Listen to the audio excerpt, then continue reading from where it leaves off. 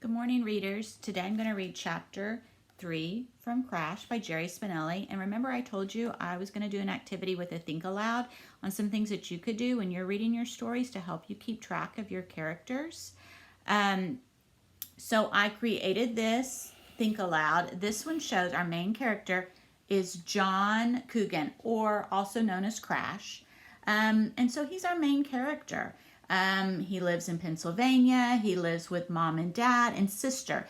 And sister is named Abby, and she's 4. But I also drew this little line to show you that she likes bugs. And remember, everything the author puts in a story is very important. So I think that's very important that every time she's mentioned in the story, she's playing with bugs. He is 7 years old at this point. It kind of, we can kind of tell the story has gone back in time a little bit to kind of give us that backstory. We know the setting. It's the summer before first grade, and it's in Pennsylvania. Now, the other character is Penn Webb. And we know, that he wears buttons. He is named after the Penn Relays, which is the oldest track meet in Pennsylvania. He likes turtles and has a pet turtle named Thomas. Remember how Crash took the turtle on his bike and then turned the turtle upside down? That kind of tells you a little bit more about Crash's character as well. He moved from North Dakota, and his parents are older. So all those things so far are very important. And then there's one other thing we're going to learn after I read that I have hidden, and we're going to find out about him as well. That's very important to who he is. Okay, so here we are, chapter 3. Next time I heard him, he was calling, "Hey, John, hey, John." And he was running up the street, and I was busy peeling bark off a tree in the yard, which tells you something else to Crash's character, that he's always doing something that's not nice. He was digging the holes and burying his mother's pansies. He is now tearing bark off trees, and that is not good for the tree. I glared at him. "Who says my name's John?" And he came up to me huffing, button going in and out. "Your sister. She said your nickname is Crash, but your real name is John Patrick Coogan." Well, I didn't know whether to be mad at him or her. "What were you doing talking to her?" "Well, yesterday I was looking for you. I saw her out front here. She didn't know where you were." "Well, I was out on business," I said. He never seemed to turn off the goofy grin. It was starting to bug me more than the button. "You want to know my name?" I told him. Then you check with me." "Well, okay," he said, still grinning. "Can I call you Crash?" Any other time, to any other person, I would have said yes. But even that felt like too much to give him. So I said, "No."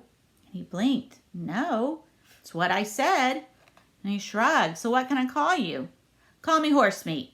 And he blinked some more. I was almost starting to enjoy this kid, like I was the cat and he was my mouse. He started to say something, and I poked him in the chest. "You call me that and I'll cut your hair off." And I held up the kitchen knife that I was peeling the tree with. I had him so bamboozled, he didn't know which way was up. So bamboozled means he's just going in all different directions. He doesn't know what to think. I was practically choking, trying not to laugh. "So," I said, "why were you looking for me?" His old beaming face came back. "Well, I wanted to ask you if you'd like to come to dinner at my house." The only word I could think of was, "Why?" "Well, because you're my first friend in Pennsylvania. We do that all the time in North Dakota. Have our friends over for dinner. Don't you do that here?" "Well, we do what we want," I said, and I was stalling for time. Last thing I needed was to have dinner with this family of ham bones, and I didn't like him calling me friend. On the other hand, I was kind of curious to get an inside look at the boss dorks in the garage that thought it was a house. But if I did go, I had to make him pay for it. "Well, maybe I'll come," I said, "but only if you beat me to the draw." "Draw?" he said. "Yeah, water pistols. Wait here." And I ran to my room, and I got 2 water guns, and I loaded them at the bathroom sink and brought them out, and I gave him one. "Here's yours. Stick it in your pocket like this. And we stand 5 steps apart. At the count of 3, draw and fire. Got it?" He didn't say anything for a long time. The grin was gone. He just stared at the green plastic gun in his hand. And he wasn't even holding it right. And he was biting his lip. And finally he looked up at me. "I can't." Now, that kind of tells us something about Penn. I mean, what kid doesn't want to play with water guns? I mean, water guns are fun. but you could tell when the author said the grin was gone and he just stared at the gun and he didn't even hold it right, like he didn't know what to do. And he's biting his lip. And we know when characters bite their lips, or when we bite our lips, we're kind of nervous about something. And so we're going to go on and we're going to find out a little bit more about him. And I gawked at him. You can't? He shook his head. Why not? And he looked at me dead in the eye.